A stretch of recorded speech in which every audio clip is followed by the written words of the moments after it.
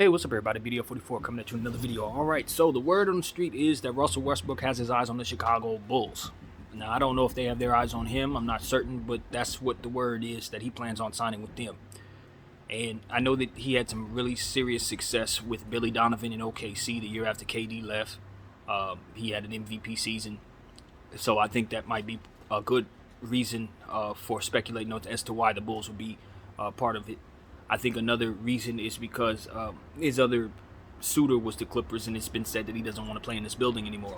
It's just going to be too weird. You've been a Laker all season long. Now you're going to put on a Clipper uniform. I just think he would much rather get away from home again and probably finish his career somewhere else. I think not be in this building, just get all those feelings out. And plus, it ain't the same. When you leave the Lakers and go to the Clippers, it's different. And plus, where he is in his career, it's probably not best to still be running around in this building at that.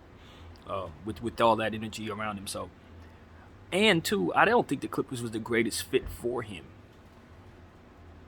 But I do think the Clippers may have actually moved Reggie Jackson with the intention of bringing him in. So that would be pretty bad for their franchise if for some reason he does not want to sign with them and they did all that just so that he could be slotted into what they do. But if you ask me, the Clippers do not need him. They got some really, really serious talent over there. Bones Highland stepping in is just like a lottery pick for no reason, for nothing. Like, they just got the deal of the lifetime. Ballmer probably had like some type of handshake deal with the owner on the other side of that thing or something, because that looks like a favor or something. But nevertheless, they have talent.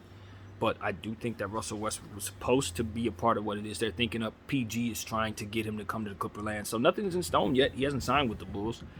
But from what I understand, that's what he wants to do. So I'll tell you, there's one more reason why I think he wants to sign with the Bulls. And my Laker fans, if you know the schedule, you probably already know this, but we have yet to see the Bulls. We still got to see them. It's the only Eastern Conference team that we have yet to see. I think we still got one more game against the Knicks or something like that, and another game against the Raptors. But not too many Eastern Conference games left. If he wants to get away from the Western Conference and still have a chance to take it to his team twice, take it to this team twice, try to show us that we made a mistake and letting him go or whatever, this will give him an opportunity to see us twice more this season. So that's why I think he would also want to sign with the Bulls, because he's an expiring contract. So wherever he signs, he'll have to negotiate somehow in free agency anyway. So I think he's signing with the Bulls not for any other reason, more so than to play the Lakers twice. I'm serious. I'm dead serious about that too. Now, what he does for the Bulls, I haven't given it much thought. If he does sign with them, I don't know how he helps or hurts. I haven't even given it as much thought. But I do know DeMar DeRozan, and he don't look like the most seamless fit to me at all. Caruso, even though he hits three-point shots, and I think he's improved as a three-point shooter since leaving the Lakers, I don't look at him as a shooter.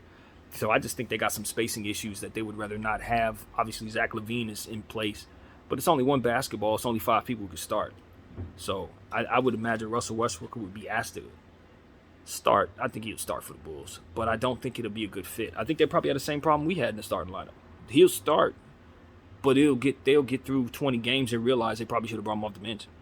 And being the fact that he's the 6th man of the year, if he keeps on the pace that he's on, it might be in his benefit to just go ahead and finish the season off the bench and seal that award. Have that accredited to his belt. I think it actually might be the way to go when you're considering wanting to negotiate and you have all this attached to you. If he could somehow secure that or be the runner-up for 6th man of the year or something like that, I think that would actually work more so in his favor than to start for a Bulls team where the fit doesn't necessarily seem seamless, and then from there he struggles and falls off a cliff not to be considered for it in the second half of the season. So I just think he should come off the bench just to keep doing what he's been doing. Secure that and get that hardware. So just something I'm thinking about. But all in all, as a Laker fan, I'd be lying if I said I wanted him to return or anything like that. No, we're in a good space. But I do want to see him land on his feet. And I think Chicago is, as good as any. If anybody would take him, it's a good thing, to be honest with you. I don't know that he it's one of those situations where, of course, he's productive enough to be in this league. I think we've proven that by trading him, getting him out of here for less than 2 picks. Shows you that he is worthy of being in this league, because if he wasn't, then we wouldn't have been able to raise our value from 2 picks to 1 pick to get him out of here. So that right there tells you the NBA is acknowledging, the field is acknowledging that he's played well under Darvin Ham for the most part. But I think the issue for him is just taking the good with the bad and ultimately understanding that the bad is likely to come. And as the bad is likely to come, people are less likely to want to put him on their team, and so on and so forth. So I think that the peanut gallery and all the whole vampire stuff, I don't think that's going to hurt him. I don't think so, man. I think they may be trying to hurt him in a way, but I just received that differently than most of America did in regards to that Dave McMenamin vampire statement. I just didn't think Dave was really doing anything other than delivering the news. And I thought whoever fed that crap to Dave was the guy we need to be pointing the energy that Dave is getting, to be honest with you. That's just my humble opinion. I honestly didn't think he did nothing but, put it like this, I've probably been in that same position. So y'all have been calling me the worst guy in the world and said I was disrespectful too, and I'd have just been telling you what somebody else told me. You know what I mean? At the end of the day, we need our team, coaches, players, staff, Waterboy, everybody to just understand it. Everybody got an opinion about everything, but you can really mess with the leverage of the team when you start telling people, the ESPN and all those guys, telling the media about players on the roster will affect their value one way or another. And if it doesn't affect their value, it might affect their teammates' value. It's always something that can be done wrong when you mention something about a player. It can always be twisted by those who would otherwise twist it. So that's one thing we understand. That's why GMs don't talk very much. I was listening to As It Stands this morning. He was saying he wished that Rob Pelinka didn't speak so much leading up to the situation. I understand that the pressure was for him to speak. Even I was calling on him to speak, so I can't tell him that I would rather him be quiet. But what I can say is, looking at the game that he's playing, it's the less you say, the better. For the same reasons. The less you say, the better. If I say, oh, Wenyen Gabriel's the best player on the team, now they're messing with Vanderbilt's value. You know what I mean? You can't even really say that if you're the GM. Because they'll be like, oh, well, you value this guy, huh? Cool. That means you don't value that guy. Low balls for that guy. That kind of thing. So it is best for GMs to kind of just stay out of the camera. Keep it as bland and as opinionless as possible, it seems. And I think that's the best way to go. Owners, too, they're kind of in the same position. Anytime you mention anything about a player that's current, you best believe it's going to affect the price of either that player or somebody else. So the media has a very, very, they're used by others to funnel different things around. So the media is going to serve its own best interest, but some of the stuff that they get, it really is given to them. Given to them by the enemy of the person who probably given them, who they're probably talking about in a lot of cases. But nevertheless, they got stuff being served to them on a platter. Some of it true, probably a lot of it not. And then you just never know, man. People probably be testing those guys to see if they'll tell or not. Tell them a lie, see if they'll embellish on it or something like that. Then we know we can't trust Dave. That kind of thing. So you just never know, man. But at the end of the day, Russell Westbrook's energy in the locker room was not something that we were privy to, other than to see the fun statement, which I didn't think was as bad as it felt at the time when you consider what it is that he was trying to convey. It was just, everybody take the pressure off yourselves. We put a lot of pressure on ourselves, and let's just enjoy the game. I've heard coaches say that stuff before, but it's never to the detriment of competitiveness, and it's never to the detriment of winning. And I think his actions spoke against that in a way. When he says something like that and then proceeds to kind of make the mistakes that he made, it's one of those things where it's like, oh, so you don't value winning.